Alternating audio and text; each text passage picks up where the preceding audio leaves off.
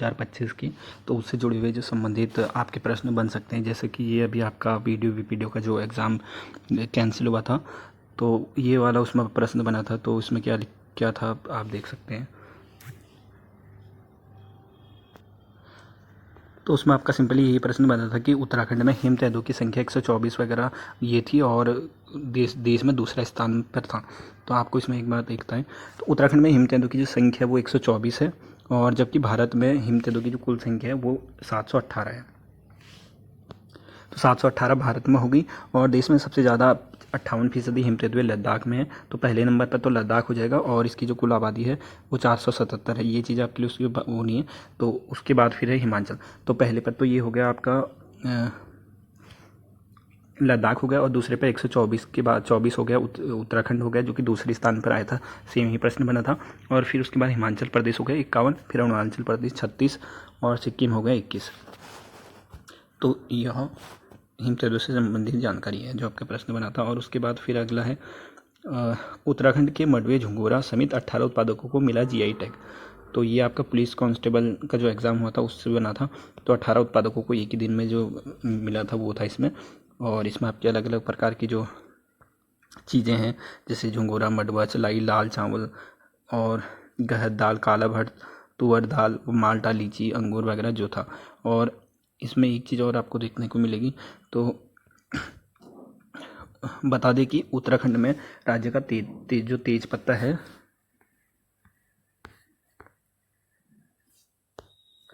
जो तेज पत्ता उत्पाद है, जो पहला ऐसा उत्पाद है जिसे 2018 में जीआई टैग मिला था। तो अगर सिंपली आपकी जो पहला जीआई टैग मिलने वाली की बात आएगी, तो आपको तेज पत्ता को मिला था 2018 में।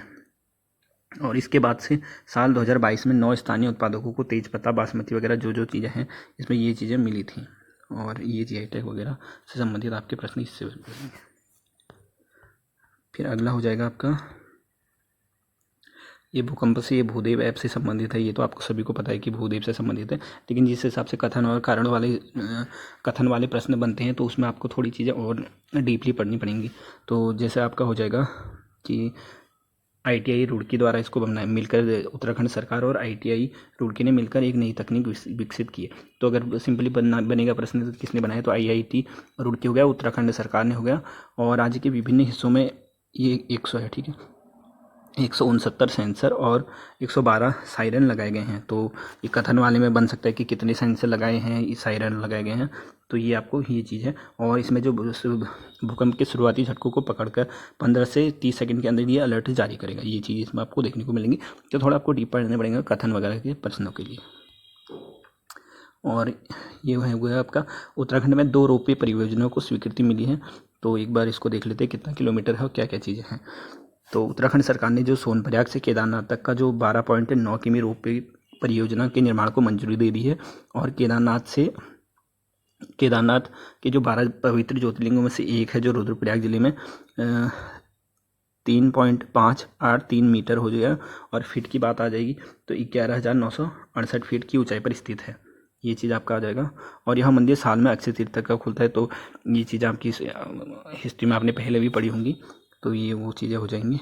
बाकी आपको ये कितना किलोमीटर रोपवे वगैरह है, तो ये चीज़ आपको नोट करनी पड़ेगी। और इस प्रोजेक्ट के लिए इतने रुपए का बजट, करोड़ की जो पूंजी लागत विकसित की गई है। और बाकी इसमें आपको ये भी नोट करना पड़ेगा, यह सबसे उन्नत ट्राई-केबल डिटेचेबल और हो जाएगा गुडाल तकनीकी पर आधारित है। तो ये तकनीक वगैरह ये चीज़ भी थोड़ा याद कर लेना, प्रश्न कहीं से भी बन सकता है। और फिर उसके बाद दूसरा हो जाएगा उत्तराखंड में गोविंद घाट से हेमकुंड साहिब जी तक 12.4। तो जो कि सोनप्रयाग वाला था वो था आपका 12.9 किमी, और ये दूसरा जो है ये 12.4 किलोमीटर जो रोपवे है ये है, ठीक है। और यह गोविंद घाट से घंगरिया 10.55 किमी तक उसी आधार पर बनेगा। और इसमें प्रति घंटे की जो दिशा है वो 1100 मतलब 1100 यात्री होंगे। और यह प्रतिदिन जो 11,000 यात्रियों को ले जा सकेगा। और राज्यपाल ने किया गार्गी नारी शक्ति चैरिटेबल का अनावरण। तो ये हो आपका लेफ्टिनेंट जो जो वो है क्या बोलते हैं राज्यपाल है, उन्होंने इसका वो किया था, अनावरण किया था। और यह मध्यम से महिला तकनीकों के उपयोग पर कानूनी सहायता से संबंधित है और करियर परामर्श और वित्तीय साक्षरता, सुरक्षा उपायों और स्वास्थ्य सेवा से संबंधित यह ऐप उनको जानकारी देता है। उत्तराखंड में छठे राज्य वित्त आयोग का हुआ गठन। तो यह आपका पहले का प्रश्न है, बहुत जगह आपने पढ़ भी लिया होगा। तो छठी, इसमें थोड़ा ये चीज़ नाम याद कर लीजिएगा। रविशंकर सचिव जो हो जाएंगे इसके, एन रविशंकर हो जाएंगे कि आयोग के अध्यक्ष बनाए गए हैं। और पूरे IAS जो अधिकारी है PS जंगपांगी और डॉक्टर MC जोशी को आयोग का सदस्य बनाए गए हैं। और यह आयोग का 1 साल का कार्यकाल होगा, जो अप्रैल 2026 से शुरू होने वाली 5 साल की अवधि के लिए अपनी रिपोर्ट वगैरह जो है वो देगा। और भागीरथी मोबाइल ऐप, ये भी आपने देखा ही होगा कि जो आपके हमारे मेरा धारा मेरा नौला, गांव मेरा प्रयास मेरा पर आधारित भागीरथी ऐप का शुभारंभ किया। इस ऐप के माध्यम से लोग अपने क्षेत्र की क्रिटिकल और संकटग्रस्त जल स्रोतों की जानकारी साझा कर सकेंगे। तो ये उससे है। और फिर उसके बाद हो जाएगा आपका जो सामान्य नागरिक संहिता की पृष्ठभूमि है, उससे संबंधित कुछ प्रश्न हैं। तो 27 मई 2022 को पुष्कर सिंह धामी ने उत्तराखंड सरकार के लिए सामान्य नागरिक जो मसौदा ये तैयार किया था, ये तारीख हो गई। और जो सुप्रीम कोर्ट के जो सेवानिवृत्त न्यायाधीश न्यायमूर्ति रंजना P देसाई ने की है, और समिति की सिफारिश के आधार पर 2024 में उत्तराखंड विधानसभा में एक विधेयक पेश किया गया और 17 फरवरी 2024 को विधानसभा द्वारा पारित किया। तो विधानसभा द्वारा 17 फरवरी 2024 को इसको पारित किया गया था। और जो राष्ट्रपति ने उत्तराखंड सामान्य नागरिक का UC को अपनी मंजूरी दी थी 13 मार्च 2024 को। तो 12 मार्च 13 मार्च कहीं पर 12 मार्च भी दिया है, तो ये चीज़ आप नोट कर लेना। और फिर हो जाएगा ये तो अनुच्छेद 44 से ही आपको अच्छे से याद होगा। और पहला राज्य बना है जो अनुच्छेद 44 के प्रावधान के तहत कानून बनाया गया है, और जो इसका पोर्टल है वो ये है। और फिर उसके बाद हो जाएगा देहरादून में पहले सोलर मेला और कौतिक का शुभारंभ। तो देहरादून में उत्तराखंड के प्रथम सोलर मेले 2 दिवसीय सौर कौतिक का शुभारंभ प्रदेश किया गया। और प्रदेश में 2027 तक आपका ये 2500 मेगावाट क्षमता वाली सोलर पॉइंट की स्थापना करने का लक्ष्य रखा गया है। तो आपका सिंपली ये प्रश्न भी बन सकेगा, प्रदेश में 2027 तक कितने मेगावाट की क्षमता का सोलर प्लांट की जो स्थापना करेगा, तो 2500 हो जाएगा। और सौर कौतिक कहाँ पर आयोजित किया गया था, तो देहरादून। उत्तराखंड की वाइन टूरिज्म पहल, तो ये शराब से संबंधित जानकारी है। तो उत्तराखंड में अपनी नई आबकारी नीति के तहत कोटद्वार में पहला वाइन उत्पादन केंद्र शुरू किया है, ताकि वाइन पर्यटन को बढ़ावा दिया जा सके। बस इसमें इतना ही है। और इसका जो उद्देश्य है, तो वाइन प्रेमियों को वाइन उत्पादन इकाइयों का दौरा कराने, वाइन के इतिहास के बारे में जानने, उत्पादन प्रक्रिया को समझने और विभिन्न प्रकार की वाइन का स्वाद लेने का अवसर प्रदान करेगा। और फिर उसके बाद हो जाएगा जो परियोजना है उनका जो नामकरण हुआ है, मतलब नाम उनका बदल चुका है, तो एक बार देख लेते हैं। तो इसी क्रम में धामी सरकार ने जो ग्रामीण उद्यम वेग वृद्ध परियोजना का नाम बदलकर अब इसको ग्रामोत्थान योजना के नाम से जाना जाएगा। तो ये आपका इसका नाम चेंज हो गया। और दूसरा हो जाएगा जो इसके अलावा रूरल बिजनेस इनक्यूबेटर, जो इस योजना के नाम को संशोधित कर दिया गया है, अब इसे मुख्यमंत्री उद्यमशाला योजना के नाम से जाना जाएगा। तो बस इसमें इतना ही है, ज़्यादा कुछ खास नहीं है। और फिर उसके बाद है आदर्श जो संस्कृत ग्राम है 13, तो वो घोषित किए गए हैं। और धन सिंह रावत ने जो इसका वो शुरुआत की थी। तो आपका ये जो आदर्श अलग अलग जिलों के संबंधित है, और जो उनके ब्लॉक दे रखे, ब्लॉक के जो गांव दे रखे हैं वो भी आपको नोट करने पड़ेंगे। कहीं पर जैसे प्रश्न अगर ब्लॉक से बन जाएगा तो किस ब्लॉक का है, तो वो भी आपको नोट करना पड़ेगा। तो जैसे हरिद्वार जिले के जो हो जाएगा, जो बहादुराबाद ब्लॉक का हो जाएगा नूरपुर पंचहेड़ी, और देहरादून के डोईवाला ब्लॉक का भोगपुर हो जाएगा, और उत्तरकाशी के मोरी ब्लॉक का हो जाएगा कोटबाग। तो अगर एग्जाम में या बहुत सी किताबों में आपने देखा होगा, जैसे देहरादून का डोईवाला तो ब्लॉक तो उसमें दे रखे हैं, तो डायरेक्ट भोगपुर दे रखा है।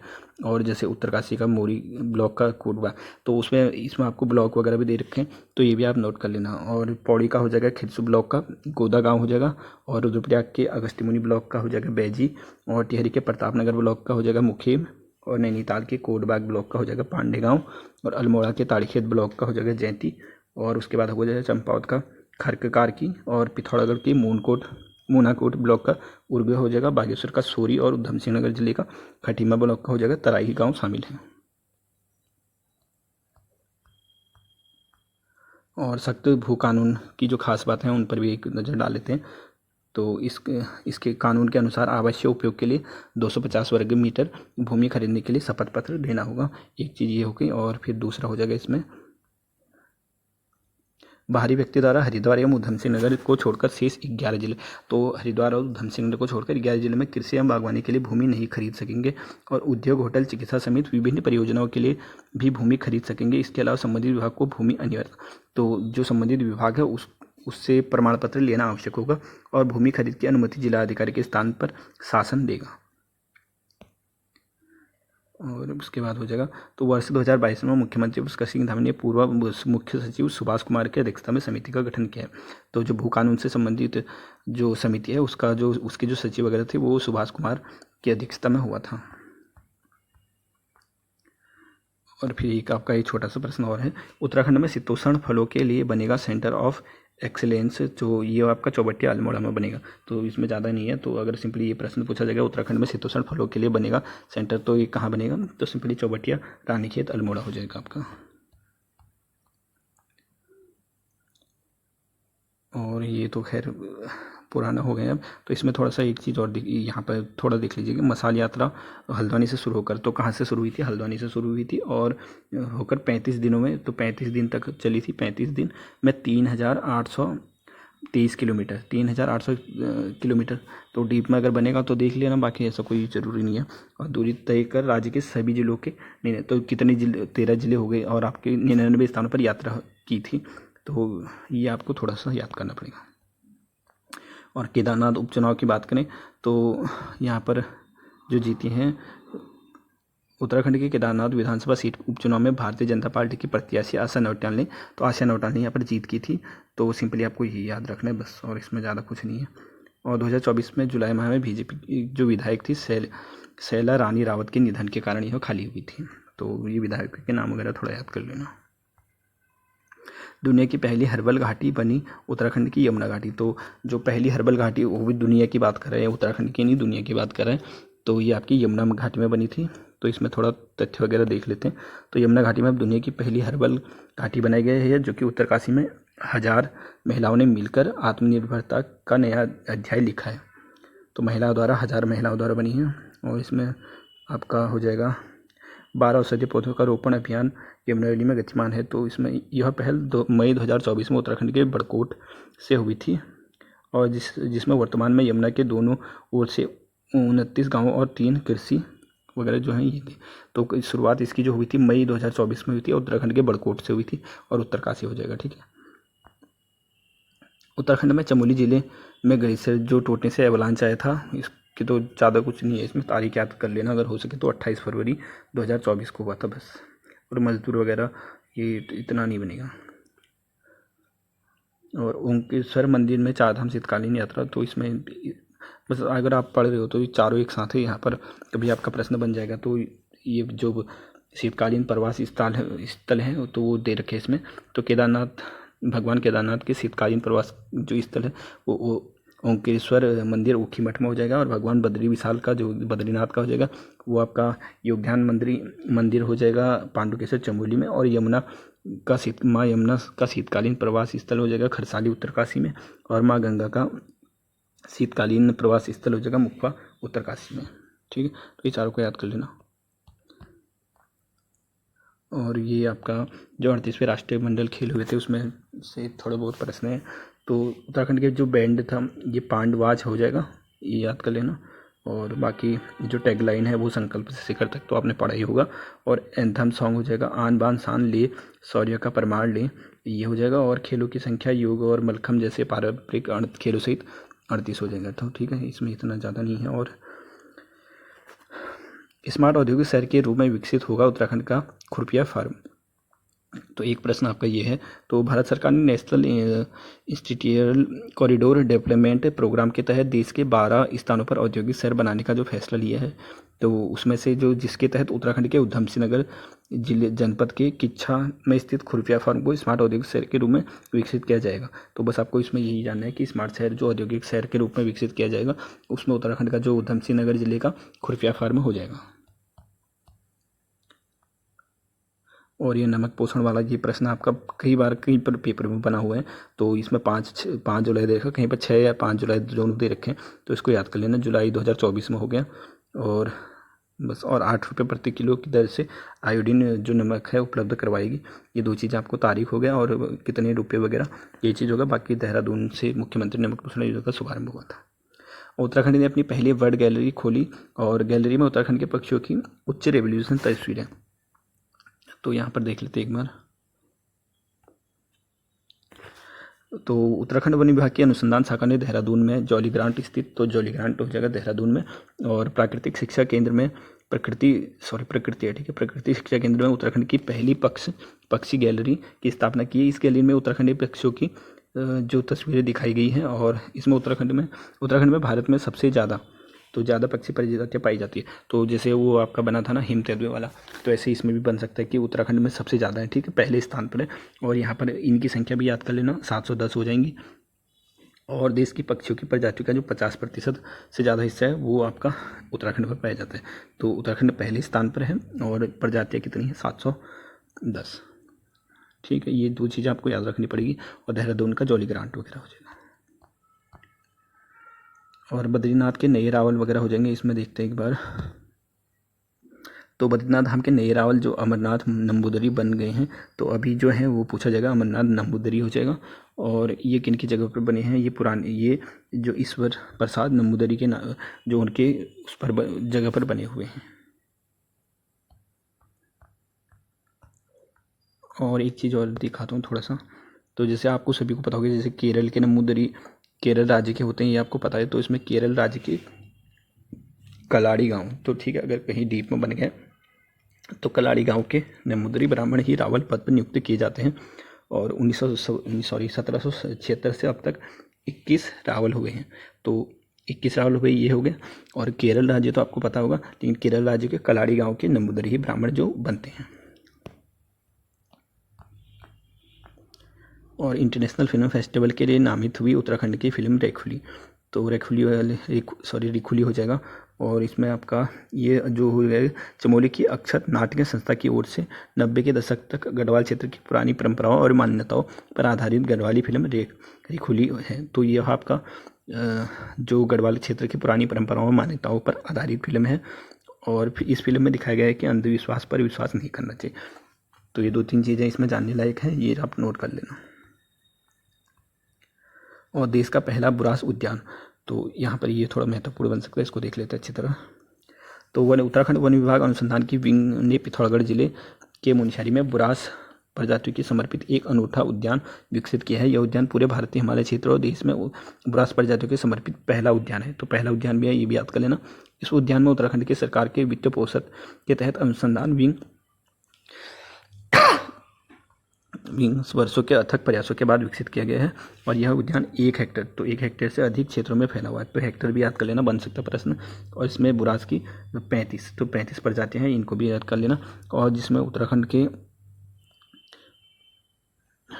उत्तराखंड में पाई जाने वाली बुरास की 5 प्रजातियाँ, तो ठीक है। अब IAS का पेपर तो है नहीं कि आप जो इनको भी याद करें, इतनी प्रजातियों को 5 प्रजातियाँ काफ़ी है, बाकी वो करें जो उनके नाम है उनको रहने देना, ठीक है। और वन संरक्षक हो जाएगा, इनका नाम आ जाएगा तो संजीव चतुर्वेदी, एक इस चीज़ को याद कर लेना, ठीक है। आपका इसमें मुनस्यारी में हो जाएगा, पिथौरागढ़ में हो जाएगा, और दूसरा पहला उद्यान हो जाएगा।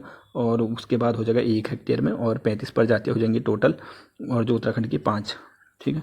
ये चीज़ इसमें नोट कर लेना। और बाकी एक बार थोड़ा सा और देखना है तो देख सकते हो आप। जो बुरास है, ये पाई जाने वाली सभी जो प्रजातियाँ हैं, यह उत्तराखंड राज्य का राज्य वृक्ष है, ये तो आपको पता होगा। और नेपाल का राष्ट्रीय वृक्ष है, और नागालैंड का राज्य फूल है बुरास। और उत्तराखंड में आकार ले रहा देश का पहला जिम्नोस्पर्म पार्क, चलो इसको देख लेते हैं एक बार। उत्तरकाशी में यमुनोत्री हाईवे पर सिलक्यारा सुरंग में हुए भूस्खलन के बाद बैखनाग देवता मंदिर के कारण चर्चा में आए रानी टाप के पास देश का पहला जिम्नोस्पर्म पार्क तैयार हुआ है।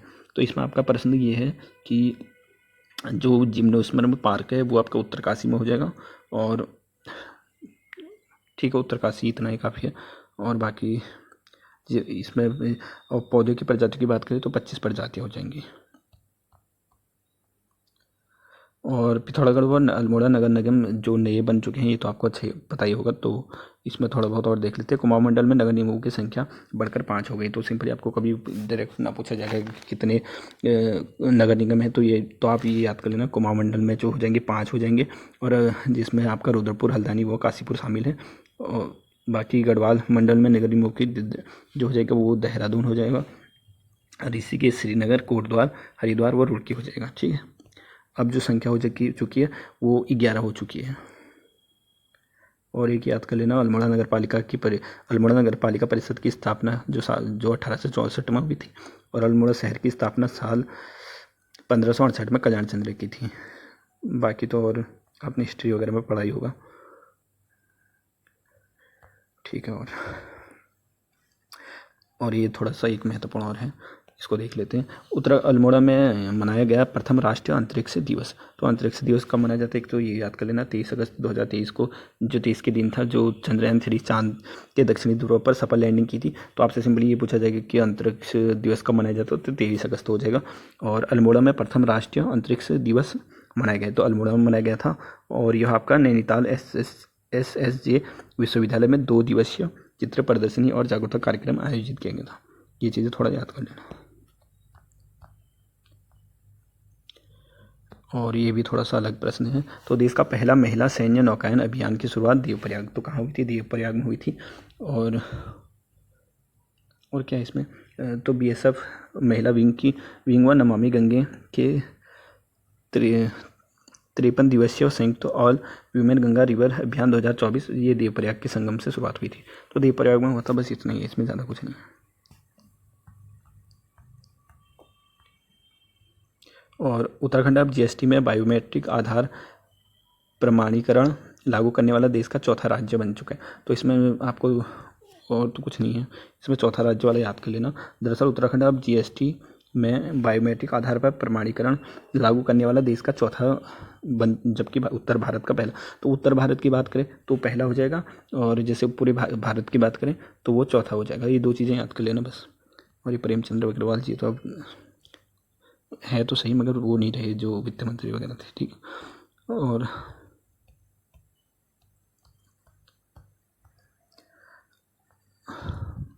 भारत का पहला हिम तेंदुआ संरक्षण केंद्र, तो गंगोत्री नेशनल पार्क में अब देश का पहला हिम, तो देश का है, ठीक है, उत्तराखंड का ही नहीं, देश का है। और देश का पहला हिम आकार ले रहा है, और यह जो है, और इसमें बात करें तो हिम तेंदुआ के दृष्टिकोण से देश का पहला केंद्र हो जाएगा। और हिम तेंदुआ संरक्षण केंद्र का निर्माण गंगोत्री नेशनल पार्क के प्रवेश द्वार के भैरव घाटी में लंका पुल के पास किया जा रहा है। तो इसमें इतना ही याद है। और बाकी फीट वगैरह 2800 फीट की ऊंचाई पर स्थित है, इतना याद रख लेना चल जाएगा। और भारत के पहले हेलीकॉप्टर आपातकालीन चिकित्सा सेवा उत्तराखंड में शुरू हुई। तो ये आपका पुलिस कांस्टेबल में पेपर भी बना भी था ऐसा। तो इसमें आपको हेलीकॉप्टर 20 मिनट की नोटिस पर अस्पताल में तैनात होगा, और 150 किमी के दायरे, तो 150 किमी का जो दायरा है उसको कवर करेगा। बस इसमें इतना ही है और कुछ नहीं है। और एक ये है, तो उत्तराखंड सरकार और स्लोवेनिया के बीच, तो 2 चीज़ याद कर लेना, उत्तराखंड सरकार और स्लोवेनिया के बीच एक महत्वपूर्ण करार हुआ। इसके तहत उत्तराखंड सरकार स्लोवेनिया के साथ मिलकर सुरक्षित क्षेत्रों के प्रबंधन और पर्यावरण शिक्षा के आपसी सहयोग को लेकर काम करेगी। और फूलों की घाटी राष्ट्रीय उद्यान और स्लोवेनिया के त्रिंगलाव राष्ट्रीय उद्यान के बीच इस मामले में सहमति पत्र पर हस्ताक्षर हुए थे। तो जो ये इसका जो राष्ट्रीय उद्यान है और जो हमारा उत्तराखंड है उसका उद्यान हो जाएगा, उसके बीच का याद कर लेना। और ये स्लोवेनिया के त्रिंगलाव राष्ट्रीय उद्यान है। ठीक है, 2 चीज़ें हैं इसमें बस। और बाकी स्थापना वगैरह ये आपने पढ़ाई होगा सिंपली। और पिथौरागढ़ में दुनिया का सबसे छोटी तितली, तो इसमें एक नज़र डाल लेते हैं। बटरफ्लाई काउंट सीजन 4 के दौरान पिथौरागढ़ में दुनिया कि सबसे छोटी तितली ग्रास जीवेल मिली है, तो ग्रास जीवेल हो जाएगी सबसे छोटी। और इसके अलावा भारत में मिलने वाली सबसे बड़ी तितली हिमालयन गोल्डन बर्ड विंग भी देखी गई। पिथौरागढ़ में दुनिया की सबसे छोटी तितली ग्रास जीवेल और सबसे बड़ी तितली गोल्डन बर्ड विंग मुनस्यारी में देखने को मिली है। इससे पहले जो तितली 2020 में डीडी हाट, तो डीडी हाट भी पिथौरागढ़ में ही पड़ता है, तो पूरा पिथौरागढ़ ही हो जाएगा। तो ये मादा देखी गई थी, अब जो है वो नर देखा गया था।